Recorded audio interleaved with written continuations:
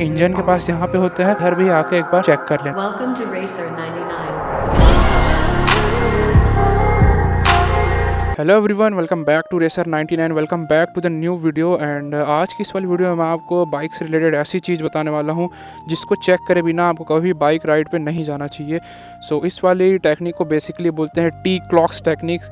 And इस technique में basically होता यह है कि हम स्टेप बाय स्टेप चीज़ों को इंस्पेक्ट करते हैं अपने बाइक में कि वो प्रॉपर फंक्शन कर रही है या नहीं कर रही है। तो चलो अब मैं आपको बताता हूँ कि ये टी क्लॉक्स टेक्निक होता क्या है। एंड यहाँ पे क्लॉक्स का स्पेलिंग गलत नहीं है, ये CLOCSE होता है। इसका एक एक वर्ड का स्पेसिफिक मीनिंग है, वो आपको मैं आगे बताऊंगा वीडियो में।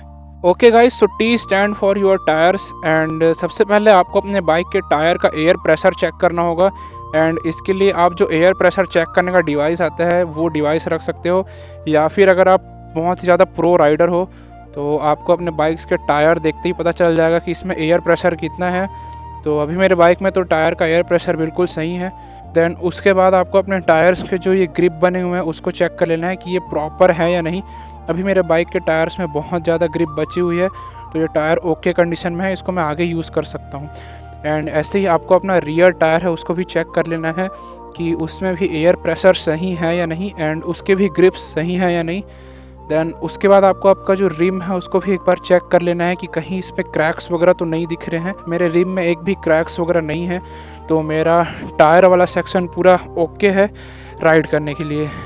ओके गाइस, तो C stand for controls. And इस वाले सेक्शन में बेसिकली आपको अपने सारे जो लीवर्स हैं उनको चेक करना होता है। तो सबसे पहले स्टार्ट करते हैं फ्रंट ब्रेक से। तो ये फ्रंट ब्रेक का लीवर है, एंड इसको आपको प्रेस करके देखना है कि ये जितना हार्ड होता है पहले उतना हार्ड है या नहीं। तो अभी मेरे बाइक का ब्रेक लीवर हार्ड इनफ है, ये ओके कंडीशन में है।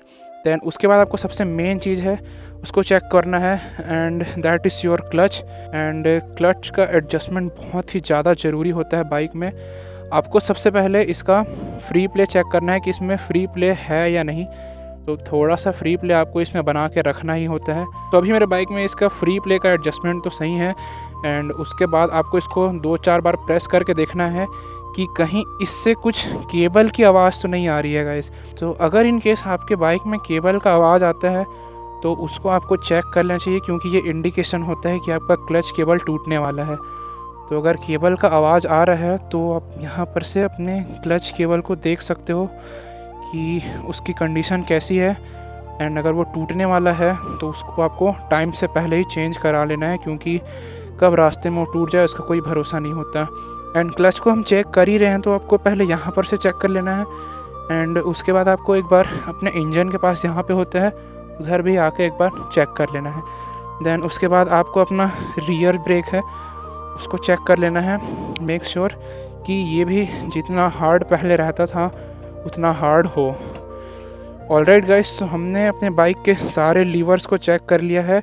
एंड सारे के सारे लीवर्स यहाँ पे प्रॉपर फंक्शन कर रहे हैं, एंड इनमें कोई भी अभी ऐसी कमी नहीं है जिसको कि हमें ठीक कराना पड़े आगे। तो C वाला सेक्शन हमारा कंप्लीट हो चुका है। ओके गाइस, तो L stand for lights and electronics. तो बेसिकली इसको चेक करने के लिए आपको अपना इग्निशन ऑन करना है। एंड उसके बाद सबसे पहले तो आपको अपने मीटर में ही देखना है कि यहाँ पे जो सारे इंडिकेटर्स आपके बाइक में दिखाते हैं वो नॉर्मल कंडीशन में होने चाहिए, कोई भी एबनॉर्मल इंडिकेशन यहाँ पे नहीं आना चाहिए। तो यहाँ पे मेरी बाइक में एक साइड स्टैंड कट ऑफ का इंडिकेशन दिख रहा है जो कि बिल्कुल नॉर्मल है, क्योंकि अभी साइड स्टैंड पे लगी हुई है बाइक, बाकी कोई भी मेरे को दिख नहीं रहा है। एंड यहाँ पे देखो गाइस, एक सर्विस का इंडिकेशन मेरे को यहाँ पे दिख रहा है जो कि यहाँ पे पहले नहीं रहता था। तो ये एक एबनॉर्मल इंडिकेशन यहाँ पे दिख रहा है। मेरी बाइक बोल रही कि इसको सर्विस की ज़रूरत है।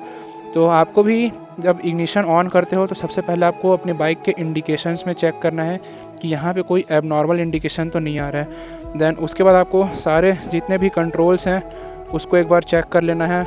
And high beam, low beam, pass light, and आपके इंडिकेटर्स प्रॉपर काम कर रहे हैं या नहीं उसको फिर आपको चेक करना है। देन उसके बाद आपको आपका जो ब्रेक लाइट होता है उसको भी एक बार चेक कर लेना है, क्योंकि रात के टाइम पे ये बहुत ही ज़्यादा आपके लिए इम्पॉर्टेंट होते हैं, तो इसको भी चेक करना मत भूलना। ओके गाइस, तो लाइट्स एंड इलेक्ट्रॉनिक्स वाला जो सेक्शन है वो भी हमारा कंप्लीट हो चुका है। हमारे सारे स्विचेस यहाँ पे प्रॉपर फंक्शन कर रहे हैं, एंड कोई भी एबनॉर्मल इंडिकेशन नहीं आ रहा है मेरी बाइक में। बेसिकली ये एक सर्विस का इंडिकेशन है जो कि मेरे को इंडिकेट कर रहा है कि मेरी बाइक को सर्विस की ज़रूरत है। Okay guys, so O stand for oils and fluids, and इस वाले सेक्शन में आपको अपने बाइक के सारे ऑयल्स एंड फ्लूइड्स का लेवल चेक करना होता है। सो सबसे पहले हम चेक करेंगे इंजन ऑयल का लेवल, एंड कुछ बाइक्स में बेसिकली यहाँ पे एक ऐसा इंडिकेटर दिया रहता है जो इंजन में ऑयल कितना है वो दिखाता है, बट मेरी बाइक में तो यहाँ पे दिया नहीं है। तो अगर आपको इंजन ऑयल आपके बाइक में कितना है उसको चेक करना है, तो उसके लिए आपको ये वाला जो इंजन के ऊपर जो कैप है इसको खोल के आप चेक कर सकते हो कि आपके बाइक में कितना इंजन ऑयल है। एंड अगर आप एक अच्छे राइडर हो तो आपको हमेशा ये पता होना चाहिए कि आपने कब सर्विस कराया था एंड कितना किलोमीटर चल चुका है एंड कितने किलोमीटर के बाद आपको फिर से सर्विस कराना है, सो दैट कि आपको इंजन ऑयल का लेवल मेंटेन रहे।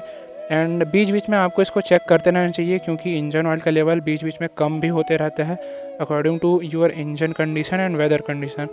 सो इंजन ऑयल हमने चेक कर लिया, एंड उसके बाद अगर आपकी बाइक में डिस्क ब्रेक्स हैं तो आपको ब्रेक ऑयल का लेवल चेक करना है, जो कि यहाँ पर से दिखता है। थोड़ा भी अंधेरा हो गया इसलिए दिख नहीं रहा है, बट यहाँ पे एक सर्कल सा बना हुआ होता है जिसमें फिर डिस्क ब्रेक होता है। उसमें एक यहाँ पे इंडिकेटर दिया रहता है कि ब्रेक फ्लूइड कितना हुआ है एंड कब आपको इसमें टॉपअप कराने की ज़रूरत है। तो आपको अगर आपके आगे पीछे दोनों में डिस्क ब्रेक है तो आपको उसका ऑयल लेवल चेक कर लेना है कि उसमें कितना ऑयल है, एंड उसमें अगर टॉपअप कराने की ज़रूरत है तो उसको आपको करा लेना चाहिए।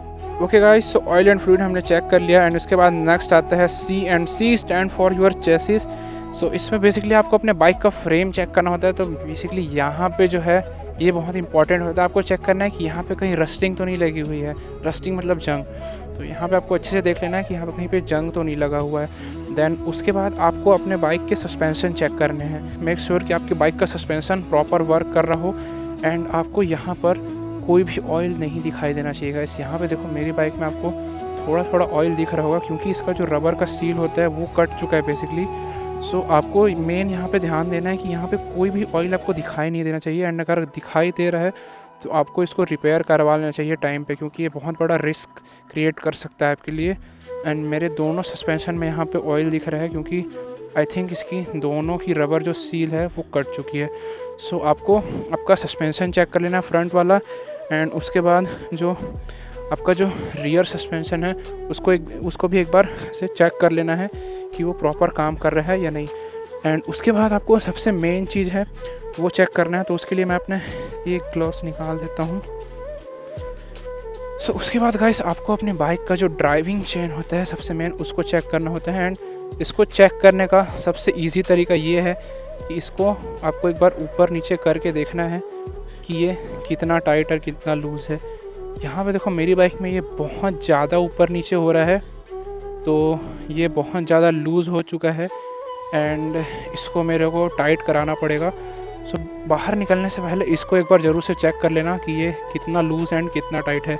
यहाँ पे देखो ये बहुत ही ज़्यादा लूज़ हो चुका है, एंड इतना लूज़ इसको नहीं रहना चाहिए।